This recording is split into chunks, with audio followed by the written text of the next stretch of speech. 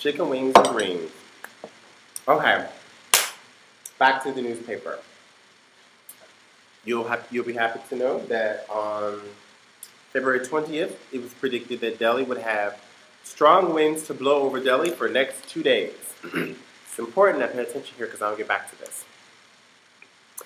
New Delhi. Delhi woke up to a chilly and windy morning on Friday with the mercury dropping below average. The national capital recorded a minimum of 8.6 degrees Celsius, that's 47 degrees Fahrenheit, a notch below average for this time of year, February, winter.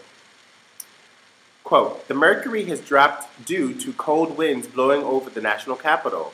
The maximum temperature is likely to hover around 24 degrees, 75 Fahrenheit, said an official of the India Meteorological Department, IMD.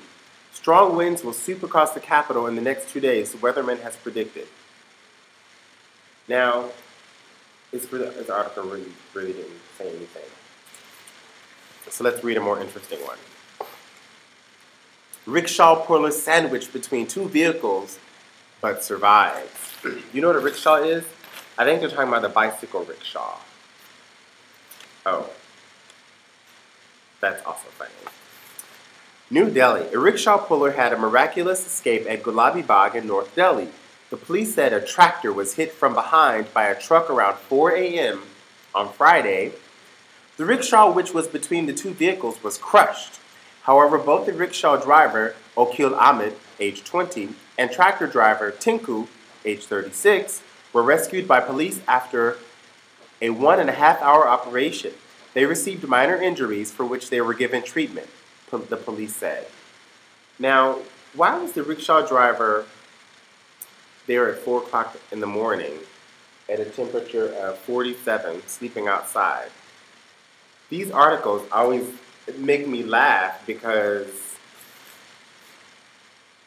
we pick on these little details, but we forget about the larger picture. So let's move to the next one. Oh, I forgot. The Department of Forest and Wildlife would like to issue you a public notice to stop feeding monkeys at public places.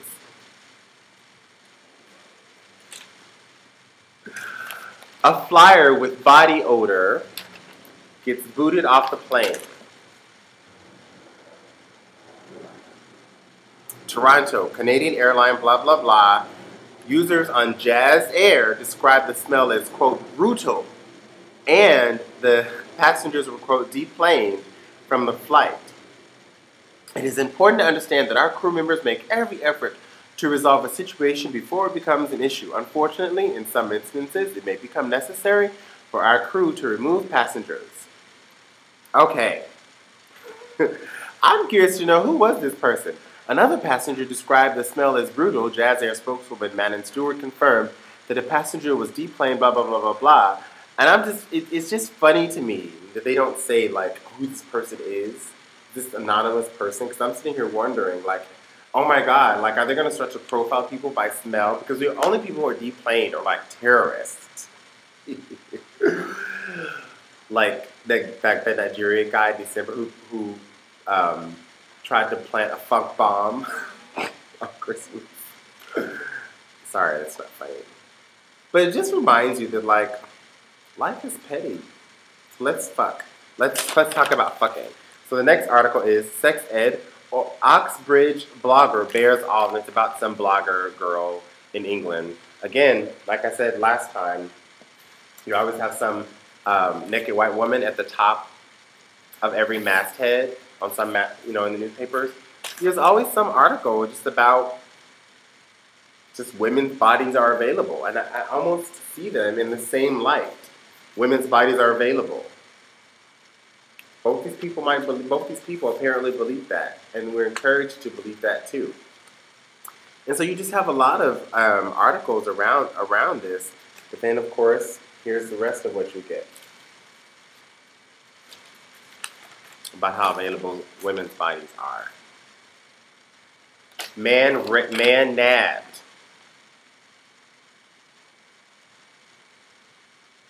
For raping, killing teen daughter.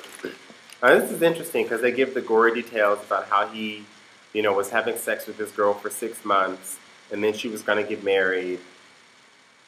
And it's a Woody Allen thing.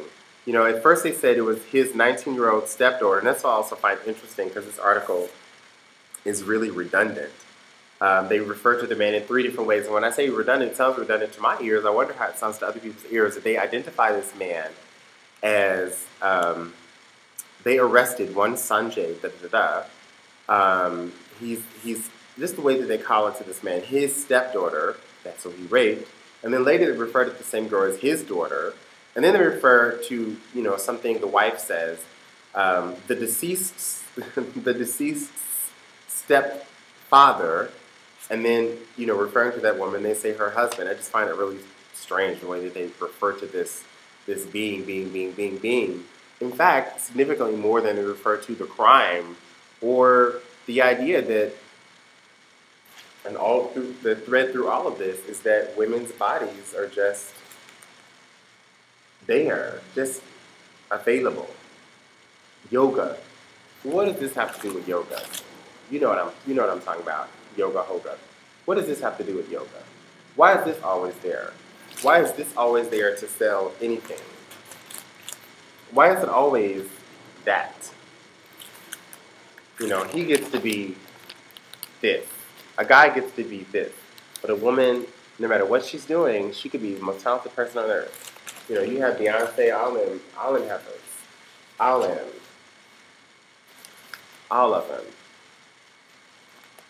She's sexy, she's hot.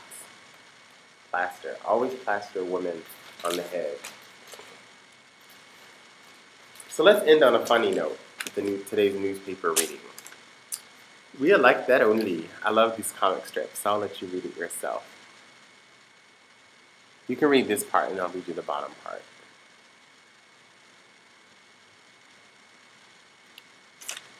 So there you have 2 agrarian Sardars in the Punjab.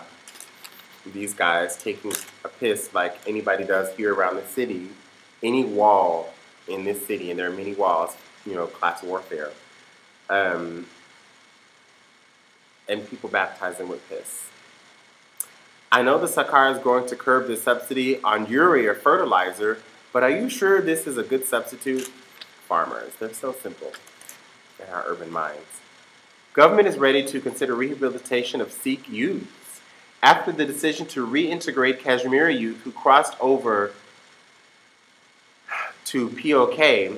The government on Friday indicated that it would be willing to consider rehabilitation of Sikhs who may have strayed during the agitation in the name of Khalistan.